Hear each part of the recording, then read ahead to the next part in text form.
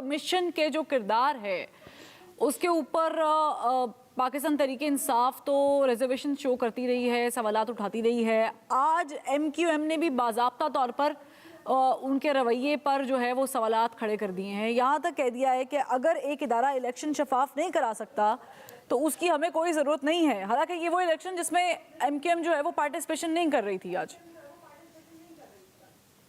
देखिए, election commission Pakistan में एक मजलूम इदारा है और बाज़ औक़ात तो मुझे उस पर तरस भी आता है कि ज़ाहिर है उसका सिर्फ एक ही काम है, इलेक्शन करवाना।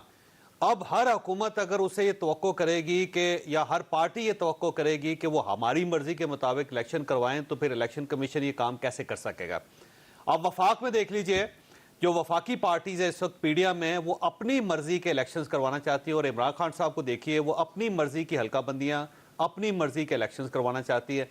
MKM कराची के अंदर अपनी मर्जी का इलेक्शन करवाना चाहती है, पाकिस्तान पीपल्स पार्टी अपनी मर्जी का इलेक्शन करवाना चाहती है, और अब सारी पार्टीज की जमात इस्लामी भी। अब आप खुद अंदाज़ा लगाइए कि अगर कोई वफाकी इदारा तमाम सियासी जमातों की ख्वाहिशात के मुताबिक चलेगा तो वो कैसे चल सकता है। अब सब लोगों को जो इलेक्शन कमिश्नर हैं उनके किरदार पे एतराज़ है। आपको याद होगा कि जब ये गवर्नमेंट नहीं बनी थी, PDM की हुकूमत नहीं बनी थी, तो उससे पहले पाकिस्तान मुस्लिम लीग नून ने इसी इलेक्शन कमिश्नर के सामने और इसी इलेक्शन कमीशन के सामने खड़े होकर एहतजाज किया था। उसके बाद पाकिस्तान पीपल्स पार्टी ने एहतजाज किया था, और जब ये गवर्नमेंट बन गई तो उसके बाद इमरान खान साहब मुसलसल एहतजाज कर रहे हैं, फिर MKM मुसलसल एहतजाज कर रही है।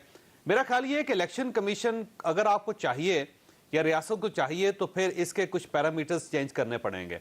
आप इस्लाहात करें, आप रिफॉर्म्स करें, और रिफॉर्म्स करने के बाद उसको लॉक कर दें, और बिल्कुल इंडिया की तरह जैसे वहाँ पे फुल इख्तियारात है इलेक्शन कमीशन के पास, इतने इख्तियारात हैं कि वहाँ पे प्राइम मिनिस्टर या CM नहीं बदलता। आप अगर नरेंद्र मोदी साहब का टेन्योर खत्म हो जाएगा तब भी वो प्राइम मिनिस्टर ही रहेंगे, और इन्हीं की प्राइम मिनिस्टरशिप में अगले इलेक्शन होंगे। लेकिन तमाम तरह इख्तियारात जो होंगे वो इलेक्शन कमीशन के पास होंगे, और प्राइम मिनिस्टर उसमें किसी किस्म की कोई इंटरफेरेंस नहीं कर सकेगा। फिर जब नया प्राइम मिनिस्टर आएगा तो पुराने प्राइम मिनिस्टर से हल्फ लेगा और पुराना प्राइम मिनिस्टर चला जाएगा। यानी इतना तगड़ा इलेक्शन कमीशन है। तो मेरा ख्याल है कि एक बार सियासी जमातों को बैठ के इस इलेक्शन कमीशन के बारे में फैसला करना पड़ेगा कि इसके रूल्स एंड रेगुलेशन क्या होंगे, और जब ये तारीख का ऐलान कर देंगे तो फिर उस तारीख को चेंज नहीं किया जा सकेगा, और हल्का बंदियां बाकी सब चीज़ें। तो इलेक्शन कमीशन सब ने उसे एक पंचिंग बैग सा बना रखा है। हर शख्स उसके ऊपर किक मारने की कोशिश कर रहा है, सब लोगों को उसके ऊपर एतराज़ है, सब लोग उसके साथ भी हैं। अगर आज वो MKM का मुतालबा मान लें तो ये सबसे अच्छा इलेक्शन कमीशन है। आज वो इमरान खान साहब का मुतालबा मान लें तो यही इलेक्शन कमीशन जो है इमरान खान साहब के लिए एक्सेप्टेबल हो जाएगा। तो मेरा ख्याल ये कि रियासती इदारों के बारे में रियासत को कुछ सोचना चाहिए, को मिल के बैठ के कोई फैसला करना चाहिए, मोटरवे की तरह, कि वहां पे जाके मोटरवे पुलिस के रवैये पे कोई एतराज़ नहीं करता क्योंकि वो सॉलिड हो चुका है। सेम इसी तरह आप इसी पैटर्न पे मुख्तलिफ इदारों को बनाएं। लेकिन जावेद चौधरी साहब, यहाँ पर सवाल ये उठता है कि बैठेंगे कैसे, ये जो कंसेंसस है ये होगा कैसे? मेरा ख्याल है इसके लिए सारी जमातें तैयार हैं। वैसे PDM भी इस पे इलेक्शन रिफॉर्म्स करवाना चाहती है, इमरान खान साहब भी करवाना चाहते हैं। ये तैयार हैं या तैयार करवाए गए हैं जावेद चौधरी साहब, ये सवाल है ना। लेकिन मेरा ख्याल इनिशिएटिव लेने के लिए कोई तैयार नहीं है, और इसके लिए इनिशिएटिव लेना पड़ेगा। लेके सब लोगों के ग्रीवेंसी सुने, 6 महीने लगाएं, बेशक लगाने के बाद ये फैसला कर लें कि अब ये तरमीम हो गई है, अब हम इलेक्शन कमीशन के अंदर किसी किस्म की गड़बड़ नहीं करेंगे, इसको तब्दील नहीं करेंगे। सेम इस तरह बल्दियाती इदारे हैं। आपको ये जानकर बड़ी हैरत होगी कि पाकिस्तान के अंदर जो बेहतरीन इदारे बल्दियाती बनते हैं वो हमेशा मार्शल लॉ के दरमियान बनते हैं।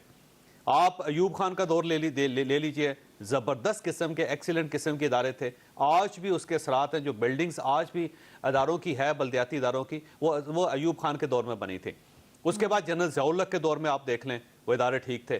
फिर आप जनरल परवेज़ मुशर्रफ साहब के दौर में देख लें, डेवोल्यूशन उन्होंने प्लान दिया, बहुत अच्छा प्लान था।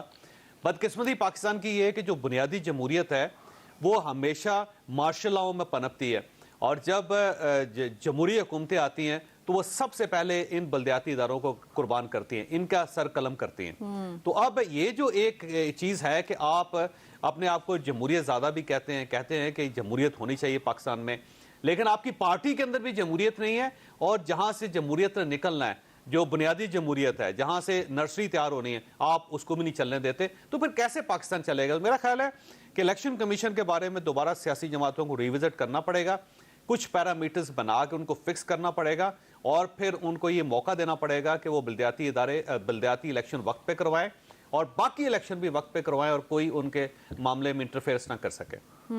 رحمان، کوئی ہی ایسا الیکشن اب ظاہر ہے you have experienced all these years, شاید ہی کوئی یاد پڑتا ہو کہ جس میں یہ کہا گیا ہو کہ جی دھاندلی نہیں ہوئی تھی۔ ہر دفعہ یہی کہا جاتا ہے کہ چاہے وہ بلدیاتی انتخابات ہیں یا بائی الیکشنز ہیں یا جنرل الیکشنز ہیں، کسی نہ کسی فریق کی طرف سے یہ کہا جاتا ہے کہ ان کے ساتھ ناانصافی ہوئی ہے، اور الیکشن کمیشن کا جو کردار تھا نا وہ باعث تھا۔ یہ تو ہم جملہ سنتے ہی آ رہے ہیں، لیکن تھوڑا سا اس کو آگے لے کے چلتے ہیں۔ اختیارات نیچے کی سطح پر پہنچانا، کیونکہ بلدیاتی نظام لانے کا مین مقصد تو یہ ہوتا ہے کہ ایک عام فرد کے جو گلی محلے کے کام ہے یا جو نچلی سطح پر کام جو M N As M P As نہیں کر پاتے ہیں، جو سسٹم کے تھرو چلنے چاہیے، وہ ہوتے رہے۔ اور ہم نے دیکھا ہے کہ تمام پارٹیز نے سلوگن تو لگایا رکھا ہے کہ ہم بلدیاتی انتخابات کرائیں گے، نہ پیپلز پارٹی اس پہ پورا اتر سکی، نہ پی ٹی آئی نے جیسے کہ وعدے کیے تھے وہ بھی پورے نہیں ہو سکے۔ نون لیگ والے، اسلام آباد والا کو پتہ ہی ہے کہ مسئلہ ہے وہاں پر بھی بلدیاتی انتخابات کرانے کا۔ تو آپ کیا سمجھتے ہیں، یہاں پر کراچی میں، حیدرآباد میں بلدیاتی انتخابات تو ہو گئے آج، کیا یہ وہی روایتی بلدیاتی انتخابات ہیں کہ جہاں پر نیچے کی سطح تک جو ہے نہ اختیارات پہنچیں گے، نہ فنڈز پہنچیں گے، میئر کون سا ہوگا، میئر کے اختیارات لمیٹڈ ہوں گے نہیں ہوں گے؟ دیکھیے فروہ، اس میں بنیادی جو مسئلہ ہے نا اختیارات کی جگہ، یا اس کو اختیار کہہ لیں، وہ بنیادی مسئلہ فنڈز کا ہے۔ جو فنڈز ملتے ہیں وہ کس نے خرچ کرنے ہیں۔ کوئی بھی صوبائی حکومت یہ نہیں چاہتی کہ جو فنڈز ہیں، اور خاص طور پر جو ڈیولپمنٹ کا فنڈ ہے، وہ ان کی بجائے جو نیچے یونین کونسل پر لوگ ہیں ان کو جو ہے وہ ملے۔ تبھی بلدیاتی، یہ جو جاوید چودھری صاحب ابھی بات کر رہے تھے کہ جو ماشاء اللہ حکومتیں ہیں، ان میں ہم نے دیکھا کہ زیادہ اعتماد جو ہے وہ کیا جاتا رہا ان بنیادی حکومتوں پر، بلدیاتی اداروں پر، نہ کہ صوبائی حکومت پر اور قومی اسمبلی جہاں پر جو تھی۔